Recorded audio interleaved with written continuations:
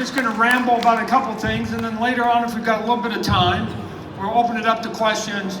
I've got some signed comic books we're going to give. I'd like to see if I can give them to some young people here, because I see some young people. These are these comic books that basically become primers on how you start. So let me just open by saying this. I'm going to talk, and here's the question. How many of you would like to have Wayne Gretzky feed you food? All right. So let's back up and let's see if we can come full circle, and I'll tell you how that works if you follow some of it. So there are moments in your life, there should be moments in your life that you hit forks and you should get hit by a bolt of lightning emotionally. And I'm going to tell you when that moment happened for me in my career that began. I was born in Calgary, right? Wait, go Canada! Go Canada! Yeah! So I was born in Calgary, and I was collecting comic books. I'm about 16. I was a late bloomer, so I didn't collect before then.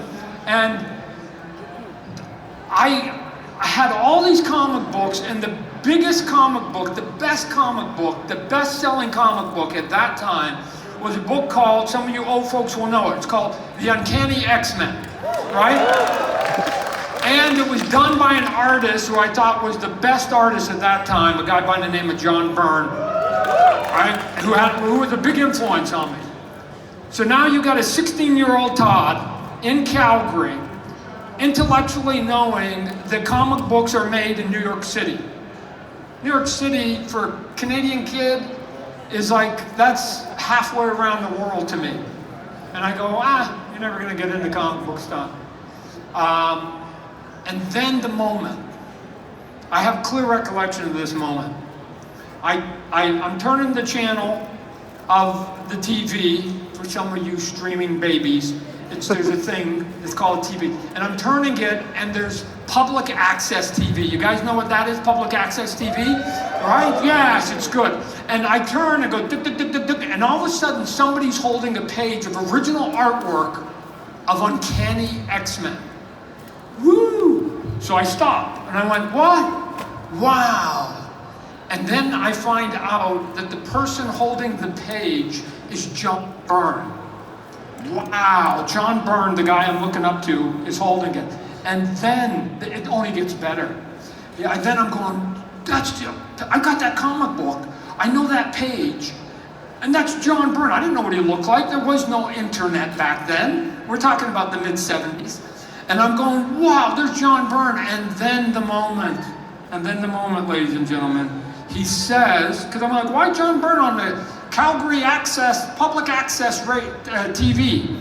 Because he lived at that time in Calgary. That was the moment. I go, what?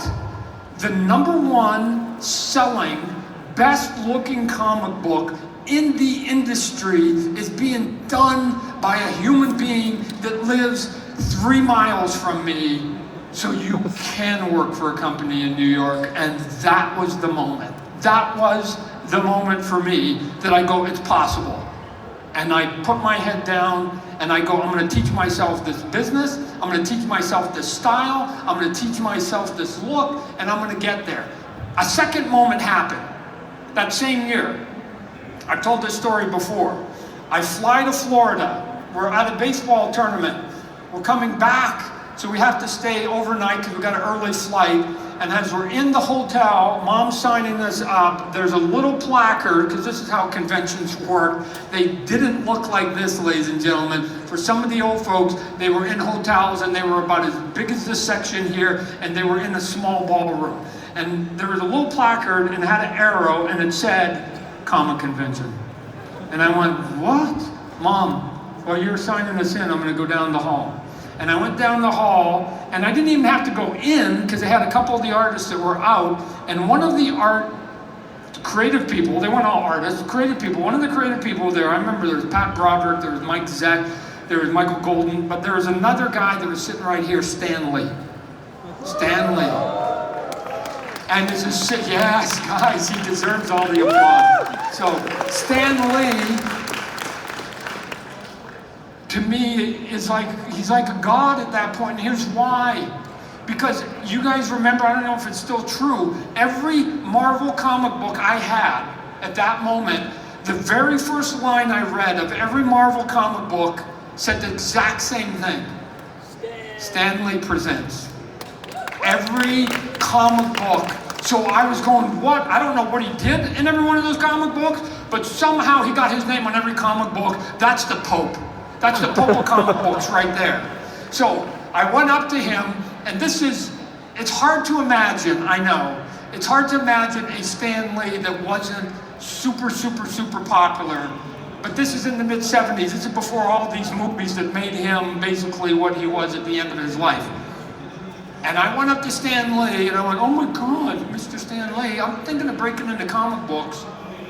Is there any way I can ask you some questions? And you know what Stan Lee did? Without hesitation, there was an empty chair next to him. And he went, sit down, son. And he let me sit next to him, and I sat next to him for over 4 hours that day.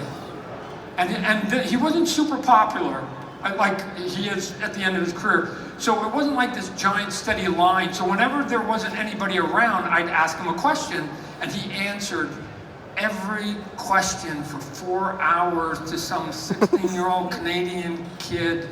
And that was it. John Byrne, Stan Lee, and I came, and I never looked back. I never looked back. Now, how do I get into comic books at that point? Well, that was easy.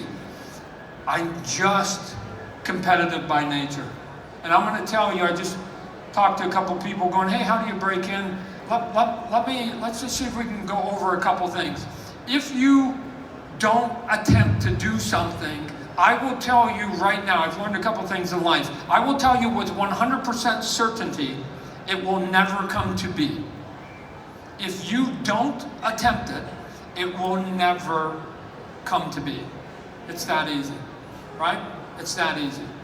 So, what did I do? I attempted. And so I taught myself to draw, and then I started sending off the samples.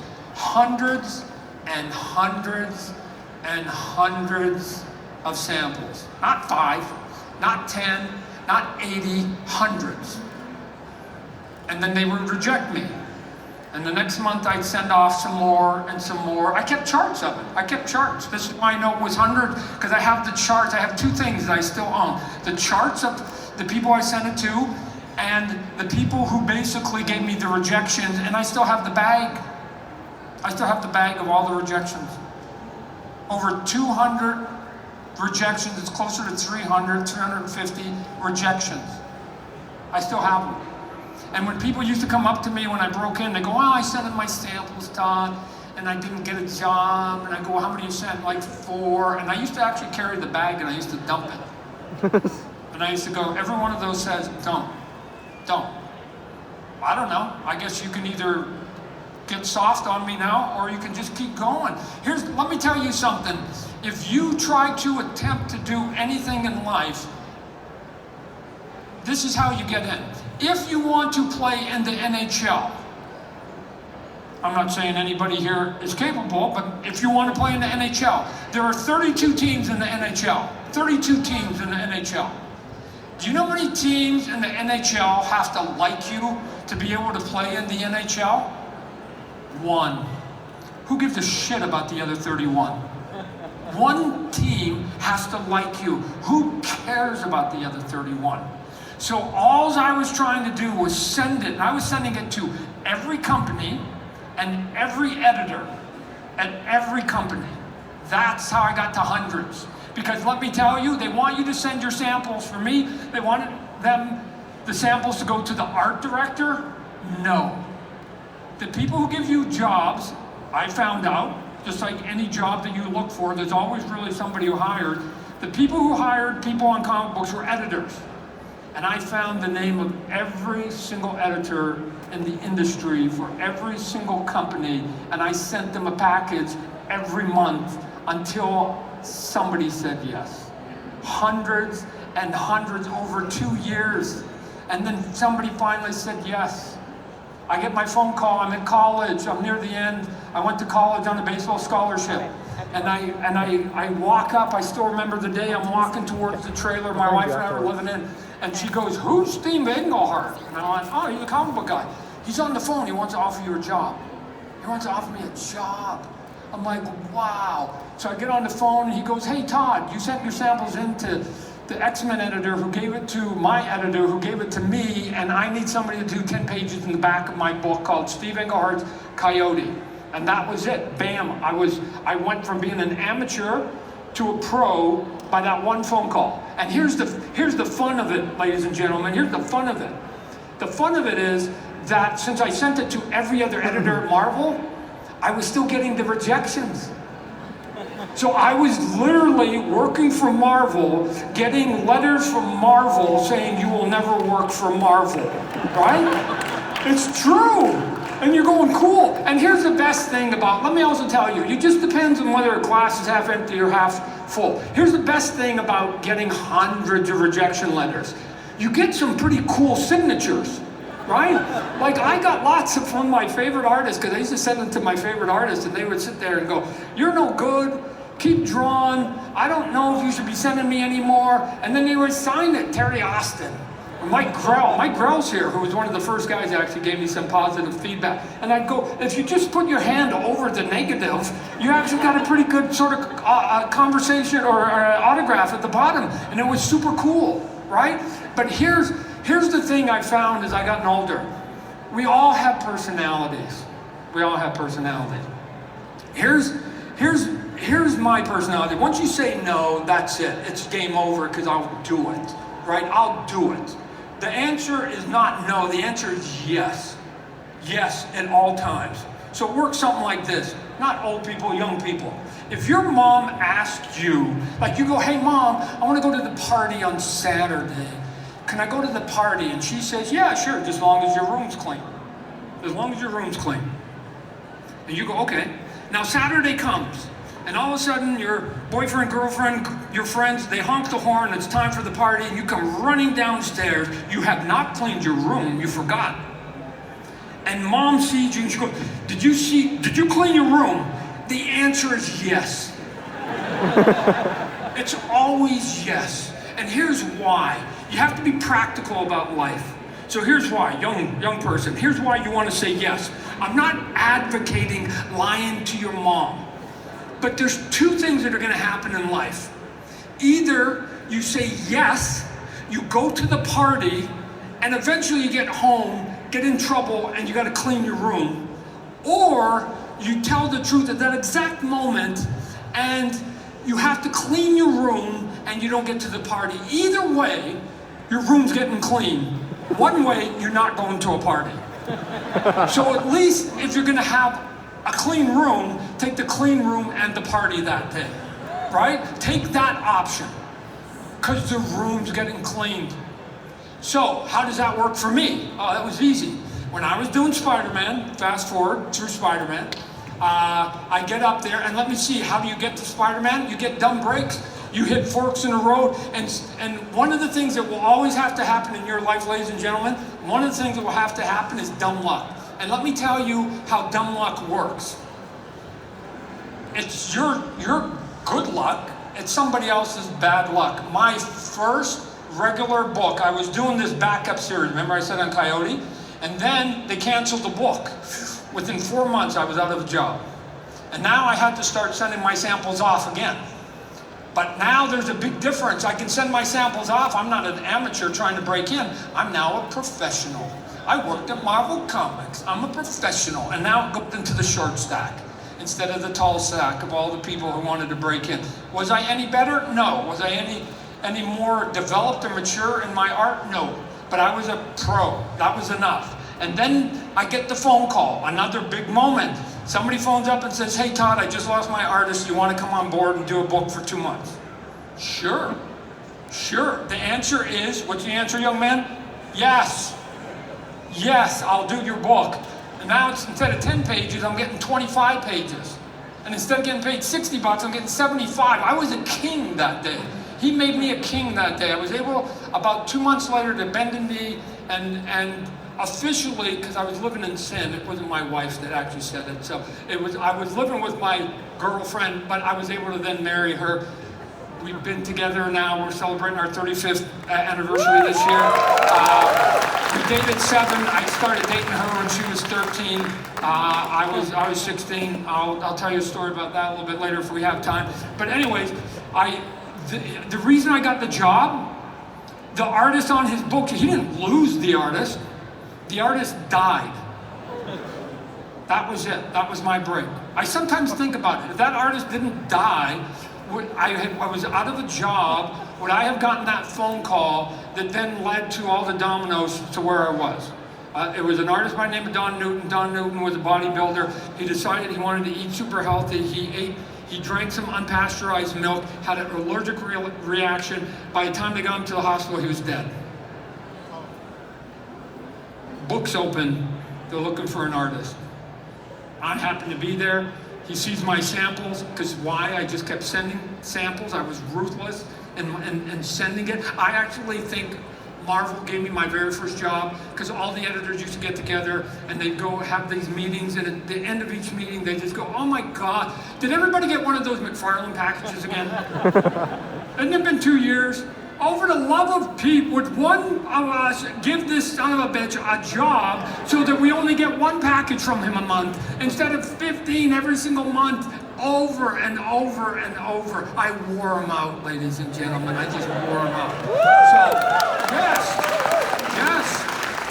And if you, let me tell you how to deal with rejection. Let me just give you the secret, I think, to rejection. Assume the answer is no. Assume that answer is no. I'm going into the job, I'm not going to get it. You will never be disappointed. You will never be disappointed. Every time you go and you think you're going to get the job or the tryout, or you're going to go and be the one they're going to pick to put up on stage because you're going to be the musician, whatever it is, whatever your dream is, assume the answer is no. I know moms, again, I don't mean to pick on moms, but they don't get it sometimes. Moms will always tell you, first, don't lie, always say yes. Number 2, keep the bar high, no. Keep the bar as low as you can. And here's why you want your bar low. Look at, if I put the bar this low, watch this. Look how easy it is to get over low bars, right? Low bars are easy to get over. Keep the bar low. So when you go into a job, give it the best you've got, and then when they say, we're not gonna hire you, you walk out of the room and you go, nailed it. Nailed it, because you knew it was gonna be a no. And then pretty soon you've gone to 24, and now you're up to 24 no's in a row, and you're just on a hot streak. You're on a hot streak now. You go, shit, I've been doing this for 2 years and I hit it every single time. And guess what happens? Guess what happens on your worst day? When somebody breaks that streak, they give you a job. So you get in, you do your job, you do your interview, you walk out, and they go, Todd, where are you going? I go, you're not gonna hire me. I'm gonna go and keep my streak. And then they go, no, we're gonna hire you. 2 things happen at that moment, ladies and gentlemen. First off, you're pissed off they broke your streak. God, that's a 3-year streak of no's, and he just ruined it. The upside is that they gave you a job. I don't know. You can do it the opposite if you like. Here's how the opposite goes. Oh, it's gonna be a yes, and it's a no, and you get crushed.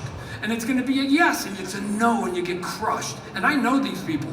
And they set themselves up for yeses, and they get crushed over and over and over again. And then eventually they get a yes, and they're wore out. Why? Don't do it to yourself. Don't do it to yourself. Assume the answer is no, and you will be pleasantly surprised. Number 2, I'll give you another one. Assume every single day of your life will be imperfect. It will minimize stress. It will minimize stress. If you assume that every day is going to be imperfect, the first time somebody cuts you in line, writes you an email, says something you don't like, bumps you in line, does whatever, you just nailed it again. I am now 58 years old, and I am on a hot streak of like 23,000 days where I have nailed the imperfect day every single day of my life. The people who come, my young employees who come into my office that are upset, I go, oh my God, you woke up, thought today was gonna be perfect. Oh my gosh, that's not good for your health. Just assume that we're flawed humans and that some flaw is going to go. And here's what happens if you think today's going to be imperfect. Some days it actually goes pretty good. And you go home with a smile on your face, you go, today was a heck of a day. Nobody cut me off, didn't get any bad emails, nobody called me a name, nobody's trying to sue me. It was a great day, right? Like, come on, set yourself up for the glass is half full, don't do it the other way. So, let's jump back to comic books. I get the job because the guy dies, I'm only supposed to do it for 2 months. The guy who's supposed to jump over doesn't want to do it, another Canadian kid, and I say, I'll do it myself. If you look at the 2 issues of Infinity Incorporated 14, it says guest artist, issue 15 says penciler in residence. I went from a guest to a resident in 2 issues. Okay, cool, I'll do it. Here's the thing. I do a book called Spawn, right? We just set a world record for the longest running creator-owned book on the planet in the history of mankind, right? Now, how do you get to 27? It took me 27 years. We got there, right? We got there. I didn't ever know I was going to go 27 years, but I'm telling you, I knew I was never going to stop. I could have got hit by a bus or could have got sick. Something could have happened along the way. But what motivated me to get to that point was just wanting to wake up. You should all try it. I beg you to try this thing. It's called being self-employed. It's actually a pretty good life.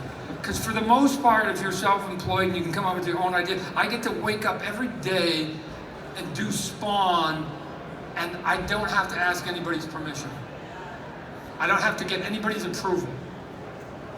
I don't have to get anybody to sign off. I just do it, and it's there. And the reason I need that is because in my other businesses, like with the toys and stuff, I deal with billion-dollar corporations, and billion-dollar corporations always don't want you to basically get by them. Look at it. Here's my entire life has been built on this, ladies and gentlemen, and I know some of you are out there. You have an idea. You have an aspiration. You have something you want to do. Well, let me tell you right now, whoever is ahead of you, who's already doing this job or this business, will always tell you you can't do it.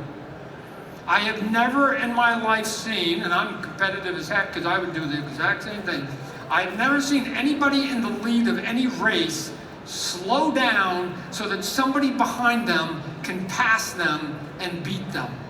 You will never run into that person or corporation.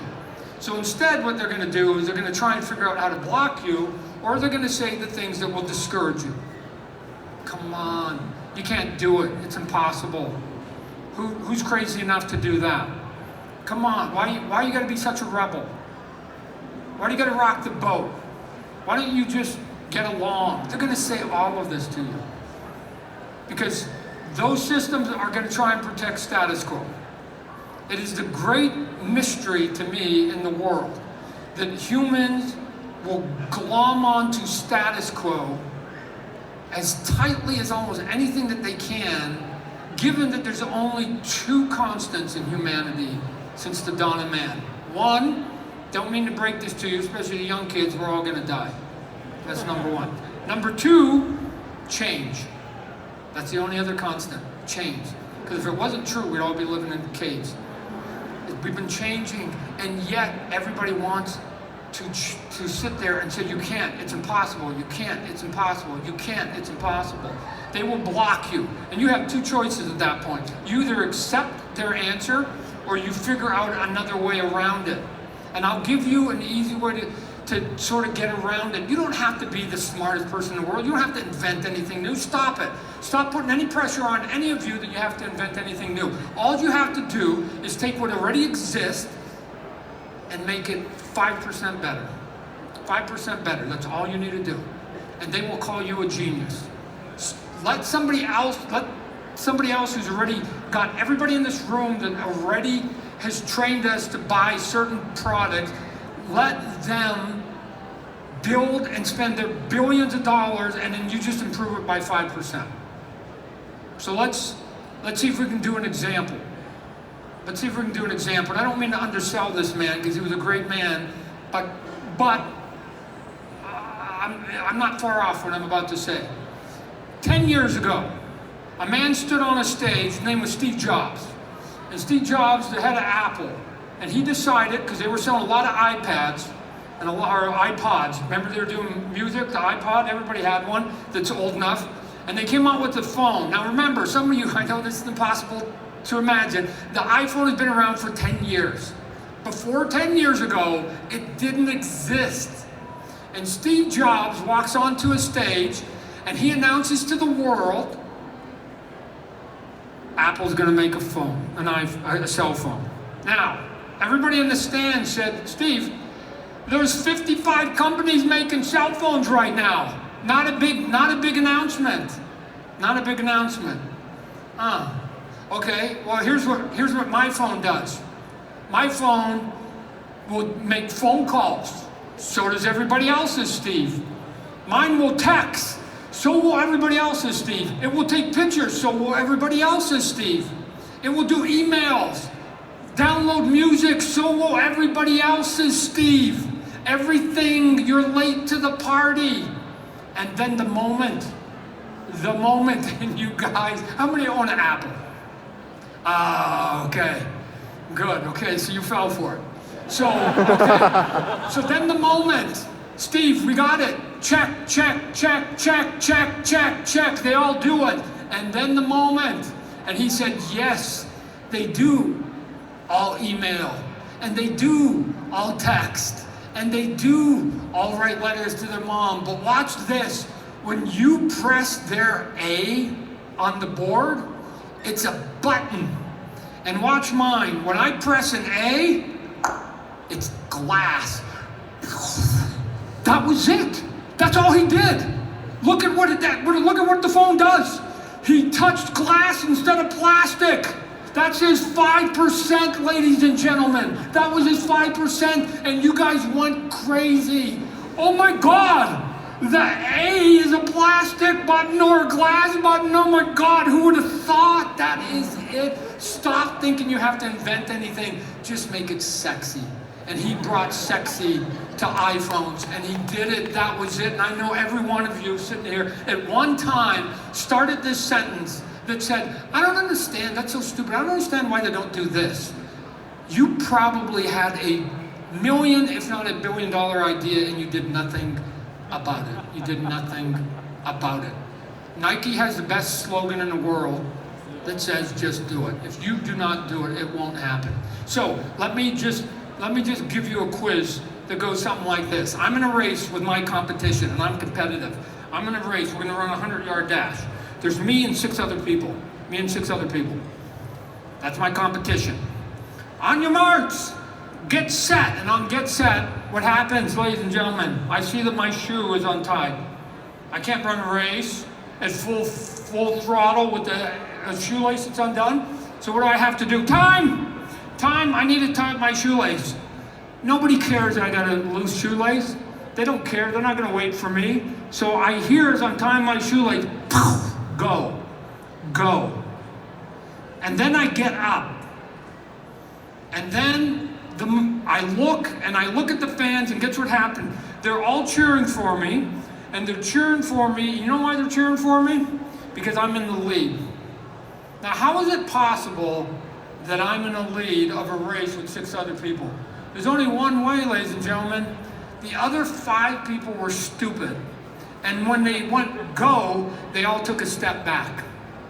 And by default, I was the leader. So, you think you gotta be smart to basically get into the lead? No. I have won dozens of awards for my toys, especially the sports figures, and every time they give me a award, they ask the exact same question. Oh my God, Todd, your toys are so realistic. Your sports figures are so realistic. How do you do it? And I give them the same answers, ladies and gentlemen. I'm going to give it to you, and if I get too complicated, you can look up on Google because I don't want to go over your head. I use this high-tech thing. It's called a camera. And if you use a camera, right, you can look it up if you don't know what it is. If you use a camera and you hit a button, it takes a photo. And if you take the photo and you put your clay next to it, and you don't stop moving your clay till it looks exactly like the photo, then that's how you make it look realistic. Ladies and gentlemen, the question is wrong. The question is not how did I make them look realistic? The question is how did they not? Because the camera has been around for quite some time. And I had people at both Hasbro and Mattel swear on their grave that they were looking at reference. They didn't look at reference, ladies and gentlemen. I used to argue with them to the point that I used to put a blank check in my back pocket, and I used to go to them, I go, if you can show me the reference to the stuff that you put out in plastic, you can have this blank check, and there is a lot of money in that checking account. And I eventually had to throw that check away because nobody was able to take it from me. Because you know why? Because I know for a fact, I play Pac-10 baseball, that if you ever had the Kenner starting lineup, Derek Jeter, I know for a fact Derek Jeter was never in this pose. I never saw that reference. There was no torque, there was no movement, there was no slant, there was nothing. And then, come on, we're Canadians. I used to have guys, these American toy makers, tell me, a Canadian, that they looked at reference to make their hockey toys. Has anybody got any of those starting lineup hockey toys? Here's what they did. They took every single shirt and tucked every shirt, every jersey into the pants of every single figure, and they swore they were looking at pictures. Well, then they're fucking blind. So I go, so what are you talking about? And you know why they tucked it in? Ladies and gentlemen, this is easy because I'm in the toy business. Because most hockey jerseys have stripes, and it costs 3 cents to paint those stripes. And somebody else is sitting upstairs saying, hey, if we don't paint the stripes, then we can save 3 cents, or we're making $1 million, and 3 cents times $1 million matters. And then I go, yeah, but what about the C on the captain's shirt? No, we won't paint that. That's another penny times millions. Well, what about the things here? No, the baseball players didn't have batting gloves. What are you talking about? Every player's been using batting gloves for 50 years, but they put batting gloves because then they could save themselves 2 cents. 2 cents. And then I come along and I put batting gloves on baseball players that have been doing it for 50 years, and I put stripes, for God's sakes, on the bottom of the hockey jersey, and I'm a genius, right? So, if you want to be a genius, hang out with stupid people. This is easy stuff. So, before we get going here, some place in here, I've got my dad. Is my dad here? Oh, here's it. I think it's over here. I'd like to introduce my dad. So if any of you guys got any problems with me, it was my dad one day got frisky with mom. And so you got to pin it on him. So dad can stand up. Dad, stand up over here. This is Bob McFarlane. So okay. So I admire my dad. He taught me a lot. Over life. We don't have time to go into it. But I'm going to tell you, as near flawless I think my dad is, every now and then he does something kind of stupid, right? So I'm going to tell you a horrifying story that you may not respect my dad at the end of this about. So I'm getting deep into comic books, and I get the job of Spider-Man. I get to do Spider-Man, Amazing Spider-Man. I'm Todd McFarlane, little Canadian guy, get to do Spider-Man. And my very first issue I do is issue 298. You guys have seen it. Some of you are old enough. It's a cover that people sort of recognize, got a white background. And so, Dad was quite proud. Mom was quite proud. Here's a gift. Let me just tell you, here's a gift that Mom and Dad gave me that, again, any of you parents that are here with your children, it is a gift. Whether you know it or not, it is a gift that you support what it is that they like, which is geekdom, is a gift. When I told my mom and dad I wanted to be an illustrator, they didn't say, come on, you should be an engineer, or you should be a doctor, or a lawyer, or whatever. You know what they did? They bought me a drawing table that Christmas. and I drew every page of Spider-Man, every page up until I started going digital. Every page I'd ever drawn was on that exact same drawing table for over 20 years. The table Mom and Dad gave. I'm sure they just thought, let's just get them a table. They didn't know it was going to have that much impact. It had a giant impact. So anytime I see parents supporting their kid, I'm always grateful for it. So anyway, so Dad's pretty proud of his son because his son's doing Spider-Man, because now he can like go and tell his buddies, like, what does your son do? He draws Spider-Man, which is way better than saying he draws Infinity Ink, because it means nothing to anybody. So he's sitting there, and then he's like, is there any way, because I used to carry my original artwork, because people sell original artwork, can I have some of your original artwork? Oh yeah. And so I give my very first page, my very first cover of Amazing Spider-Man, I give it to my dad, because he was proud of his son. I give it to my dad. And so what did my dad do? He was so proud of that, he goes, I'm gonna hang that up. That's my son, that's my boy. And so he goes, I'm gonna get a frame on it. So he goes to Kmart, and he's going, I don't know if you guys have seen original artwork, but it's a weird size. So he takes the page to Kmart, and he tries to find a frame for it, and he can't find a frame for it, because there's no frames at Kmart that fit this page. So he got the closest thing. And then he went home, bought the $12 frame, and then he began to cut the cover to fit the $12 frame. And so, if you ever see pictures of the original artwork of Spider-Man 298, and you can see that it looks like something's missing, it's because it is missing. Because my dad made that $200,000 piece fit his $12 frame. And I go, wow. But this is just what moms and dads do. They're just proud. They don't care that they just torched away their inheritance for the rest of the kids. And they did it there. So he began to do it. So let's see if we can come back a little bit, and let me finish up a little bit. What time is it here? How much time do we have? 4:07. 4:05. We got lots of time. We can open it up. So let me get back. Let me see if I can get back to Gretzky, and I'll go on a couple other things. Here's the Gretzky moment.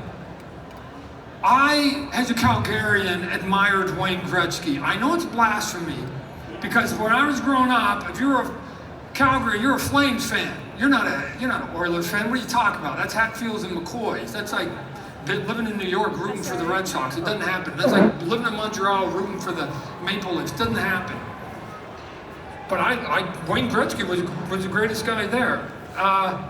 Eventually we start making these cool toys, and we're going to make some of the retired players. So of course we're going to make Wayne Gretzky the great one. We're going to make Wayne Gretzky the great one.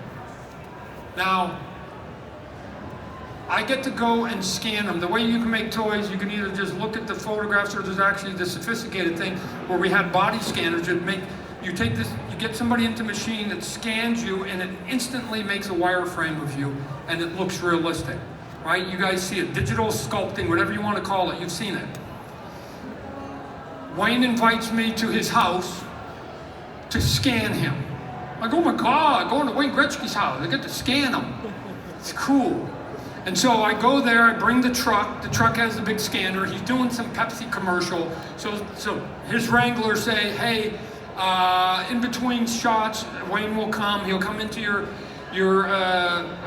trailer, and he'll do the scanning, and every now and then he'd come in and he'd go, and he'd do his Gretzky posing stuff. It was super cool, which is why if you look at the toys, that's actually Wayne doing his posing. That's not me, that's not even clay, that's Wayne doing his posing. And then at some point, Wayne says, it's lunchtime. It's lunch. I gotta break for lunch. And I'm like, okay. And he leaves. And he goes about 10 feet, and then he stops. And then he goes, what are you doing, Todd? And I'm like, well, I'll just wait for you. He goes, no, it's lunchtime. Come on. I'll feed you. I'm like, what? Wayne Gretzky gonna take me into his house? It's gonna be lunch? And we sit down. He introduced me to his wife, Janet. And it's this great moment for a guy like me, because I don't really admire a lot of celebrities, but Wayne Gretzky to me was like at the top of all of it. And I'm talking to his wife, Jan, and she's telling me about their house and their decoration. I wasn't even paying attention. And I can see the kitchen. We're in this room, and there's the kitchen. And Wayne goes to make sandwiches. And this is one of the best moments of my life, ladies and gentlemen. Wayne Gretzky, I can see him in the distance with his back turned, and he says, "Todd, you like pickles on your sandwich?" "Yeah, I'll take pickles, Wayne." "You want any lettuce or mayo on that sandwich?" "Yeah, whatever, Wayne, whatever you want to do." Like, I'm sitting there going, Wayne Gretzky's making me a bologna sandwich. Oh my gosh, this is a good life. And what I'm trying to say is, if I didn't send off those samples and get past the rejections that got me the first job, that got me then the Hulk, that got me Batman, that got me Spider-Man, that eventually made me want to go and create Spawn, that eventually got me into the toy business, that eventually got me the sports, Wayne Gretzky never makes me a bologna sandwich. And it was a good day. It was a good day, ladies and gentlemen. Especially for a Canadian to have the waiter making you a bologna sandwich. Huge. The pickles were a little salty. Here's why I quit Marvel, just so you guys know. It was not one incident. It was a culmination of straws dropped on the back of the camel. And eventually, they just broke my back. I thought, when I went to go work for Marvel or DC, that my job, first and foremost, was to make them money. That's any job you work for, any corporation you work for, the reason they hire you, because they believe you're going to bring enough value that you will make money that will not only make back your salary, but you will make more than that, right? I go to Marvel, and eventually I end up sort of bouncing around. I can get fast, I can do a couple books. And somebody comes to me and said, "Hey Todd, would you think about taking over Spider-Man?" Spider-Man is number 22 on the sales list. 22. It dropped. It had dropped. I know it's hard to imagine today, but it dropped. We need some help. Nobody wants to draw it. You want to come on? And so myself and the writer David McFarlane, we came onto the book. And over the course of time, we took it from number 22 up to 2. The Uncanny X-Men was number 1, right? We were number 2. So, and then eventually, I quit it because I wanted to write, and they gave me a new book called Spider-Man. I signed a bunch of them today. And they go, "If you keep drawing Spider-Man, we'll invent a new book for you." Okay, I've never written before. But the reason I wanted to write, not because I have anything to say, is because then you get to draw whatever you want, right? I get to draw whatever I want. It's like, because writers always want me to draw what they want. I go, no, I'm going to draw what I want, so I'm going to become a writer. And that book went to number 1. It set a record. Like, people go, "Oh, Todd, you want to get his book world record on Spider-Man 301? No, I've been in the book 3 times. The first time was for Spider-Man number 1. The largest selling book by a single creator ever in the history of American comic books. That was me, Spider-Man number 1. I'm not saying it for the applause, I'm just saying it's a fact. It's a fact. I also own the record for the independent record, which is Spawn, which is another record for non-corporate. I own the corporate and the non-corporate record for selling it. Yet, when I was doing Spider-Man, every time I went to New York, they'd call me in and they would point and wag a finger at me. And they'd go, "Stop it. Stop doing what you're doing. Stop it, stop it, stop it. We don't like the way you're drawing it. We don't like the look of it. We don't like any of it." And at this point, I take it from 22 to number 1. And I'm having conversation after conversation with people. And I used to always say, wow, I don't know. I'm just a Canadian kid. I don't get this. I don't get the ways of you Americans. So let me just explain how we do it in Canada. Somebody does you a favor and takes your book from 22 to 21, does you a favor. Canadians say thank you, not screw you. right? And every time I went in there, they would sit there and go, screw you, Todd, stop doing it, stop doing it, stop doing it, stop doing it, stop doing it, stop doing it. At number one. And I'd have these weird conversations with them going, I am selling more comic books than anybody you currently employ, and every time I come into town, I'm the bad guy. I'm exhausted.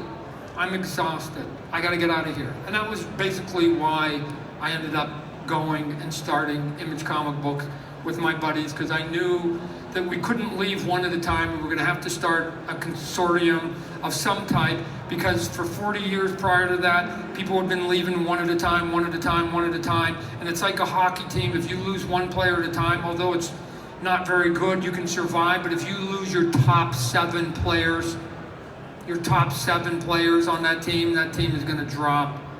Right, so let me tell you real quickly the day that we started Image. Rob Liefeld, Eric Larson, and Todd McFarlane were going to basically start a company, because we were all talking about doing independent comic books, and we go, well, why are we going to do them 3 different places, 3 different people? Let's do it all in the same place. And so we were going to go to Marvel, we were going to tell them we're going to quit. And then Rob says, hey, Todd, you mind if I got my buddy Jim Valentino, you mind if he comes on board? No, this is good. Because prior to that, I had been trying to start a union, couldn't get the union started, because that's a whole nother conversation. So I went, no, we'll take as many as we can get. So 3 of us, we're gonna go to New York, and all of a sudden quickly it was 4. We fly to New York to basically tell Marvel we're quitting, we're gonna start a new company. And this is where the dumb luck comes in, ladies and gentlemen. I happen to basically be there the day before the meeting. We're going to tell everybody. I go to this auction that's happening, and in the back of the room, there's a guy by the name of Jim Lee. And I meet Jim Lee. And yes, but Jim Lee is the moment. I go talk to Jim Lee, and I say, hey, Jim, how you doing? He's going, good, Todd, why are you in town? And I give him the sales pitch. And he goes, you're here for what? And I give him the sales pitch. And within 2 hours, he comes back to me and he goes, I'll join you. Jim Lee was the moment, because the 3 of us, Robin and Eric and myself, we were the rebels. This was the choir boy. And if the choir boy comes, it will send shockwaves through the industry.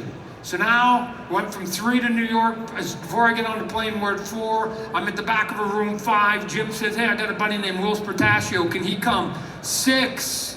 And then as I'm walking that night into my lobby, to my hotel, because tomorrow's the meeting, I run into a dude named Mark Silvestri. And Mark goes, hey Todd, how you doing? Why are you here? And I give him the sales pitch at 11:30 at night. And by 12 o'clock, I go, you need to phone me by 7, because we're having a meeting at 8.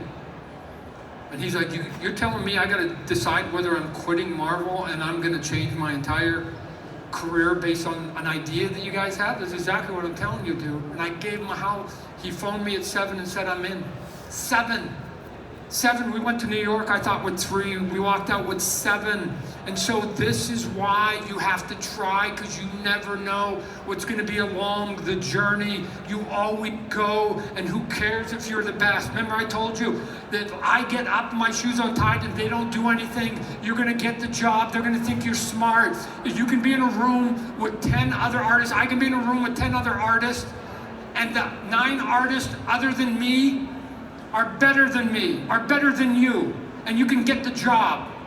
And you know how you can get the job, ladies and gentlemen? Raise your hand and say you'll do it. Raise your hand and say you'll do it. Say you will do it. So this is easy. 10 people in a room, 10 people in a room. Somebody comes in and says, hey, I know that 9 of them are better than me. I know 9 of them are better than me. They go, we got a job. Who wants to do the job? Guess what? The other 9 do not raise their hand. I raise my hand every time. And guess who walks out with the job, even though I'm the 10th best? Me. Because I basically say I'll do it every single time. You never know the competition you're against will basically buckle, be shy, will not basically say yes. Be the person that says yes. Advocate for yourself every single day of your life. There's no human being that will wake up tomorrow and advocate for you better than yourself. There's nobody. Nobody woke up on the planet today and said, the first thoughts of their brain was, I'm going to make Todd McFarlane's life better. Nobody. Except for one. Me. So do the same for yourself. Advocate for yourself. Your wife isn't going to be, that's not going to be the first thought. Your boyfriend, your brothers, your sisters, your mom, nobody's going to wake up and the first thought is going to get air in your lungs, coffee, go to take a pee, and then I'll think about you, but it's not going to be the very first thing. Make you the biggest priority of your life, because if you're going to talk yourself out of not doing what you want to do, I guarantee you that will be a 100% zero success rate. You want to win a lottery and never buy a ticket? You will never win it. So just try. And here's what happens. If you fail, go back to what you were doing before. No harm, no foul. It's like getting a haircut. I'm gonna go try this. I work for this company. I'm gonna go try this. Didn't work. You can go back. I bet you can find that job again. You don't think Marvel and DC wouldn't hire me back tomorrow in 6 seconds? And it's been almost 30 years and they still hire me back. I've got the fallback. I'm not going back. They're screwed. So I gotta wind it up. They say I gotta wind up. I'm gonna give some of these away. Let me just quickly say, people have been asking real quickly, Spawn movie. Here's how the Spawn movie is working, ladies and gentlemen. You guys made, no, we haven't made it. You guys made the Joker a billion-dollar corporation that made $1 billion to set a record. Everybody in Hollywood wants an R-rated, dark comic book movie, and Spawn's at the top of their list. The phone calls are coming in fast and rapid. I've been talking to a couple Academy Award people. I got the investors getting lined up. It's changed ever since the Joker, from being me begging them to do Spawn dark and creepy to them asking. So I am telling you, it will happen this year. It will happen this year. And I will direct it. I will be directing it. So thank you, ladies and gentlemen. I'm going to be signing for 2.5 more hours. I've got some books. I'm only going to give it to the young kids out there. Thank you for coming, and go and try it at least once in your life. You'll never know where it leads you. I've got a Grammy and I can't even read music. There's always a back door. I directed a music video. There's always a back door, ladies and gentlemen. Go find your back door. All right. Thank you.